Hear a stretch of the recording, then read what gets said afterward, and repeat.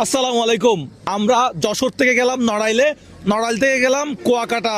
টাকা কোথায়? আমাদের 1,00,000 টাকা কোথায়? রিয়ান ভাই, 1,00,000 টাকা কি দেওয়া হবে না? 1,00,000 টাকা দেওয়ার জন্য আসছিলাম, কিন্তু 1,00,000 টাকা তো কেউ নিতে পারতেছে না। আমরা 64 জেলার মধ্যে লটারি করছিলাম, লটারি করে যশোর উঠছিল, যশোর জেলা।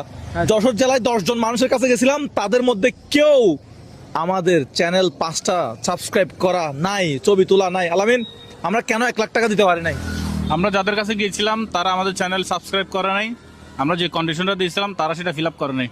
কিন্তু তাদের মধ্যে অনেকেই জানে যারা আলসেমি করে এটা করছে। হ্যাঁ, অনেকেই জানে আমাদের ক্যাম্পেইন সম্পর্কে, কিন্তু অনেকেই জানে, কিন্তু তারা গাফিলতির কারণে তারা 1,00,000 টাকা আলসেমি করছে, এটা একটা বলা যায় যে আলসেমি করছে। হ্যাঁ, তো আমি চাই এটা তরুণ প্রজন্মের, ইয়ং জেনারেশনের কেউ পাক, যেটা হচ্ছে আমরা উপকারে আসবে তাদের, হ্যাঁ? উপকারে আসবে তাদের। তো আমরা এখন দাঁড়ায় আছি একটা বাসের সামনে, ঢাকা, বরিশাল, কুয়াকাটা।